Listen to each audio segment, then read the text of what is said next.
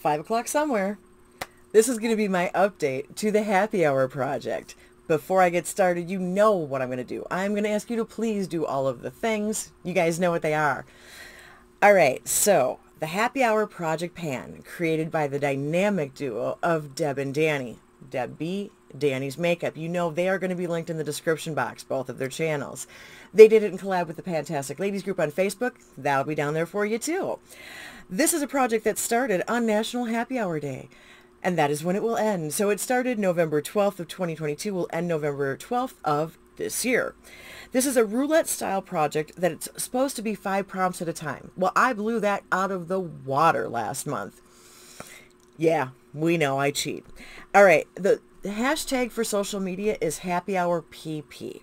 All right, now let's talk about what I have got going on and my bizarro update, because this one's a little all over the board here.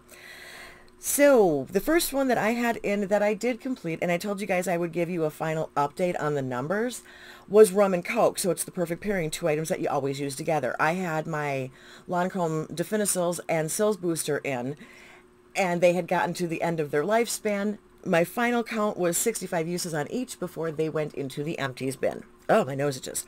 So that is rolling out of the project. Then we have Mule, something served in a copper cup. So an item with metallic packaging. Oh my goodness, my nose.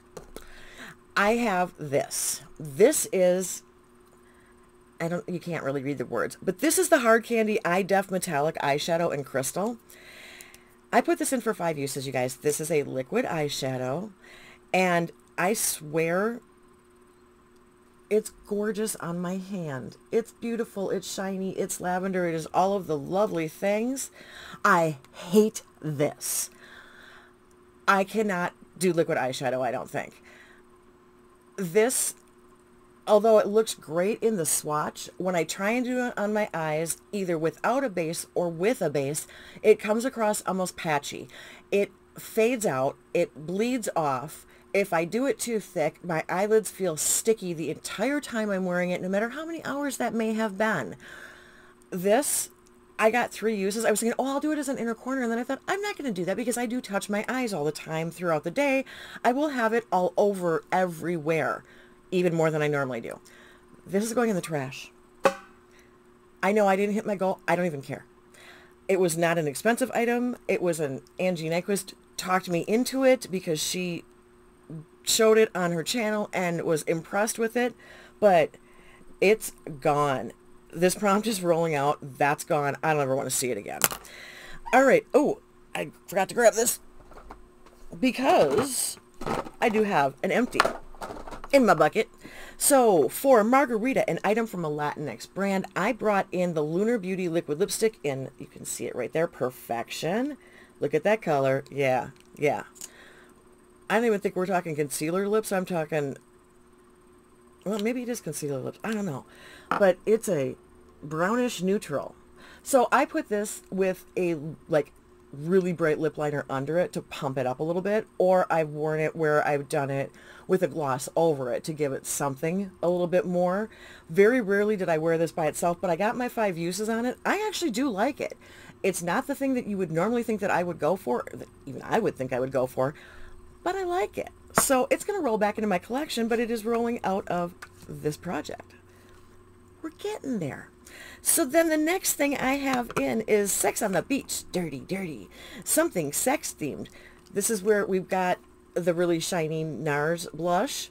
And yes, it is the shade Orgasm. Just exactly like you'd expect. I've swatched it. You've seen it. It doesn't show up real well in swatches.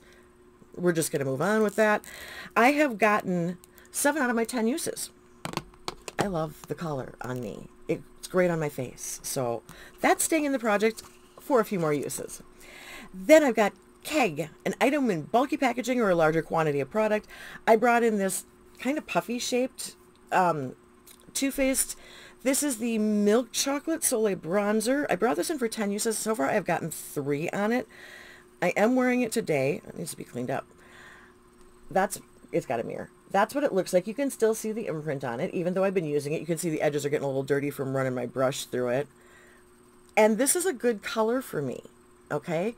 It is a nice light color. I like that they did this in a light version because I know there's a regular chocolate, or I don't know. Can you see that on my hand? Yeah, you can see that on my hand. So I do actually, ignore the crinkle, enjoy that, and I am glad that I bought it, and I bought it at TJ Maxx. I didn't pay full price for it, so I'm really glad I bought it. All right, that's staying in because we've still got more uses to go on that. Then, this is where the crazy train started. Well, no, the crazy train's always been here. This is where things got a little out of control. So what I decided to do, because I wasn't hitting these prompts, is start going a little crazy with how I was bringing things in. Now, what I decided to do was bring in this alley-oop stackable item. It is Stack the Odds. The color story is Sassy Pants. And for Dive Bar Hole in the Wall, a product from a smaller, lesser-known brand, which alley-oop is, I decided I was going to bring in the highlighter. Oh, sorry about the mirror. The highlighter, which had pan in it, and I'm actually working my way down up in here. You can see like where I'm getting thinner and dips by the edges, and we got some good work going on there. Since I brought this in, I have used it 9 times. My goal on this is actually to finish it. Now, I do have it on today, all 3 parts, but I've got things over it, so you can't tell. All right, then the next thing was New Year's Eve. Ringing in the new year. Expose the ring in a pan or on an item. And so I brought the blush in because I wanted to expose the rings on that. Now, you can kind of see that there's dip in there, but we're not at pan yet. We'll get there. We'll get there. I'm working on it. This one, all right, I'll give you swatches of the highlighter and the blush. The girls have said that the highlighter is too much for them. Okay, so that's the highlighter and that's the blush. Now for me, I have a different problem. That blush is insanely pigmented, but that highlighter is a really pretty pink. I don't think it's too dark, and I actually use it as a blush topper when I am applying it, and I've used it on its own. I have got 6 uses on the blush, but I've got 9 on the highlighter. So obviously I don't mind using the highlighter even more than the blush. I, for some reason, have a different issue. I don't know why, because I'm me. All right, then for last call, an item that is almost finished. For that, I brought in the bronzer. Now, there is so little left in here, and oh, wow. Yeah, we're at the pan on this side. I mean, we are just scraping the edges on this. There isn't even any product to show other than where it is in the edges. I have used that 8 times, and it's still going. I went a little heavy-handed on the bronzer this morning. That's the thing, is digging the stipple brush into the edge. I'm getting a little bit of like a chunk off the edge of the pan, which means that I'm a little bit over bronzed. Thank goodness I have bangs. It hides some of that.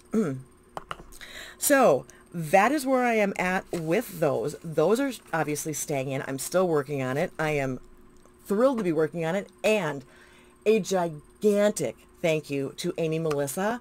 I was bemoaning the fact that I was almost out of that bronzer. She sent me her entire stack because she didn't think it was going to work for her. So I have another one. Yay! All right. I know. Little things. All right, so I couldn't even get you a swatch of that bronzer because I'd have to dig it out, and I don't want to do that. The next thing I did was, well, I brought in a crap ton of shades. I brought 1, 2, 3, 4, 5, 6 shades from the Glamlight Wine Palette. I haven't used it yet. I know. What have I been doing? This is what the palette looks like. Mine is brand new. Mine is untouched, other than swatching it for you guys. So I'm not going to run through all of those since I haven't done this one yet. We're going to, obviously, I have the 6 shades in there for 3 uses each. We'll get to that. But the next crazy thing that I did was brought in 5 shades from the Chocolate Martini Glamlight palette.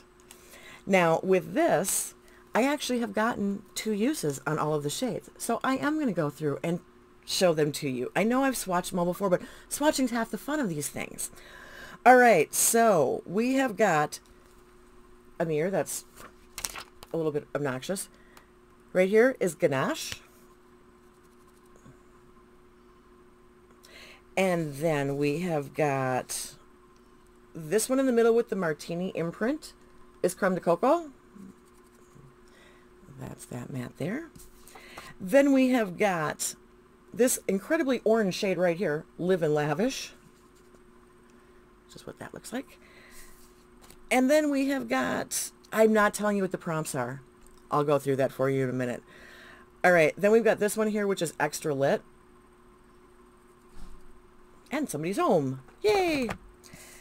And then finally, the last one that I did was this matte here, Girls Night Out. All right, give me a moment. Okay, so let's try this again. Ganache is for champagne. This is a product that you save for a special occasion. And that's just a really pretty fancy shade. So that's why I decided that's what that was going to be. Then chocolate, no, creme de coco, I'm sorry. That's for the prompt martini, an item with odd shaped packaging. I actually did that because of the martini glass imprint instead, not for odd shaped packaging. Then for Live and Lavish, we've got Liquid Courage, an item that intimidates you. You need liquid courage to wear it. It's a shimmery orange, you guys. That is not my color story. All right, then Karaoke Night is what I did for Extra Lit. I think you can get the correlation there. Relate a product to a song you would sing at Karaoke Night. For me to sing anything, we're going with Extra Lit, which is a pretty color. And finally, for Ladies Night, a product that takes your look from day to night. Well, Ladies Night, the shade name is Girls Night Out. So obviously I just made that was a huge swatch. So these are the shades, and I actually have used them all together in a look. Here's what happens is that when I do that, it actually kind of comes out orangey. It's got a peach orange cast to it. It does not look brown when I put them all together, despite having brown in it and despite this being a chocolate brown palette. And I think it has to do with the undertones of the shades themselves. They're a little bit warm for me, and that on my skin really pops those yellows, oranges type of colors I don't do well with warm tones. But we've got one more use on each of them, so I will continue to use them. Now, because I went hog wild and put all these things in, I was trying to, get some more of the prompts touched. And I did do that, but the girls have expressed the fact that there's probably going to be another round. And so I actually, if they're going to do it, I'm going to participate. And I sent some suggestions in for the girls because I also have bartending experience like Danny does. And we'll see where that goes. So what I'm going to do is I'm just going to not add more to my plate right now since I didn't even get to the one palette. And we'll see what happens. All right, so that's going to bring us to our music moment. And for this, I wanted something, that I've kind of gone with that whole bar theme type of thing here. And for some reason, the song that played in my head, because why wouldn't it? Because that's how things work for me, is the Leonard Skinner song, Gimme 3 Steps. Now, this is from their debut album, 1973, and it was actually written by Alan Collins and Ronnie Van Zant. It released as a single in November of 1973, was recorded in March of 73. The B-side on it is Mr. Banker. Okay. This actually is a very fun song. The band was from the Jacksonville, Florida area, and was it the guitarist or the bassist? Let me see if I can figure it out. All right, hold on. I can get us there because I found this really cool little blurb on Song Facts, which I'll link for you down there, talking about the song. So it's based on a true story as told by the bassist Gary Rossington. Now, the lead singer was Ronnie Van Zant at that point, and about the plane crash and losing a lot of the members, and now it's his younger brother who fronts the band. Anyway, he was underage but had a fake ID, went to a local bar, which literally is called The Jug, and was dancing with a girl whose name was Linda, and her boyfriend didn't appreciate it. So the guy apparently reached for his boot, and Ronnie thought he was going to pull a gun, and he actually did say to the guy, this is a quote, that if you're going to shoot me, it's going to be in the ass or the elbows. Just give me a few steps and I'll be gone. So what I want you to do, I'm going to link this down in the description box for you. I want you to just listen to the words and think about that whole scenario. The reason that part of this with the chorus is so upbeat is because it is the actual representation of hustling out the door. And since it was set in a bar, I thought for the Happy Hour project, this would be perfect. Now, I'm sure at some point we'll talk a little bit more about Leonard Skinner, so I'm not going to go into too many details about the band. You guys all know about the tragedy and whatever, and I even alluded to it just now. But that is the song that I am giving you for our music moment today. Thank you so much for spending your time with me. I hope you enjoyed it. Make sure you check out everything in the description box. You can get to the ladies' channels, you can get to the Fantastic Ladies, and you can go enjoy a Leonard Skinner song. Until next time, everybody, see ya. Bye.